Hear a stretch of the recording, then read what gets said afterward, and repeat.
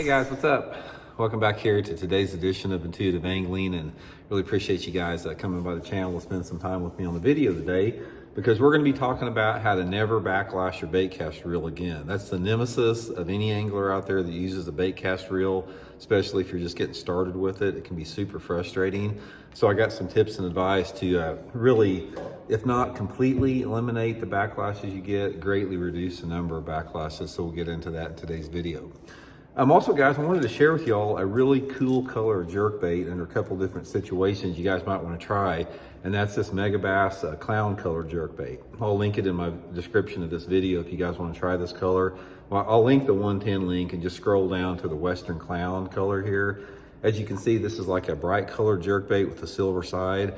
Guys, this is an excellent color in clear water situations on a cloudy day. So if you've got water visibility of over 4 feet, a cloudy day, this Western Clown is deadly. Also, this is a great color of jerkbait to throw over submergent grass. So you guys that have submergent hydrilla, milfoil, try this Western Clown color. I'll link that in the description, so appreciate that. Okay, how to never backlash, you guys. Again, how to never backlash again. Now, I can speak to this because I'm somebody that has had billions of backlashes. I mean, I've learned this from my own experience about how to never backlash again. And it's not just one thing, it's a combination of a lot of different stuff that you sort of have to do and adjust on your reel. So we're gonna go through each one of them step by step. The first thing that you wanna remember, guys, is when you spool up your reel, when you put your line on your reel, it's really critical to put the right amount of line on your reel. So you can see from what I've got here, I've got like about 1/8 of an inch of a gap between the outside of the spool here and the line. So you don't want to fill your line any fuller than this. If you fill it any fuller than this, it really is going to make it difficult not to get a backlash. Usually filling too much line on a reel is one of the key reasons you're getting backlashes. So make sure you leave like 1/8 of an inch, no more than 1/8 of an inch, because if you get less than that, then you take away your casting distance. But that's really critical on that. The next thing that you have to do is you have to adjust your reel, the braking system on your reel. Now, depending upon the reel that you usually have some type of a braking system right here, or there could be some magnetics like on this luge here on the other side. But what you want to do is, depending upon the weight of the lure that you have, you're going to have to adjust these drags, or excuse me, the tension on there. You're going to have to adjust it differently for every single lure that you have. And what you want to do is you want to adjust it tight enough and loose enough where it goes just about like that. See how my line's going out? I'll show you the rate of the fall on this jig. Look at the way this jig falls here. Just about like that.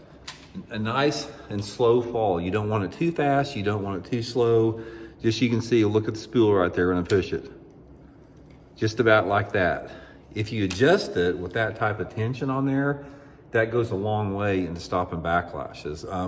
Another one of the biggest reasons you're getting backlashes is you got that too loose, and you're just overrunning. It's like when you make your cast out there, the magnetics are so loose that you're just overrunning the spool with it. So make sure you have that. You don't want to have it too tight, because if you have it too tight, then you're going to limit your casting distance. The next thing that you have to do with, guys, you have to get comfortable with thumbing your reel, the amount of pressure that you have on it. Now, what you want to do is, when you make your cast out there like that, you always want to have your thumb like barely touching the spool there. Now, depending upon the power generated in the cast and the length of the cast, you may have to put a little bit more or a little bit less pressure on your thumb bar there. But that thumb, when it's riding on top of your spool of your line there, that is another thing that will stop you from backlashing. So don't just throw it out there and take your thumb off the spool.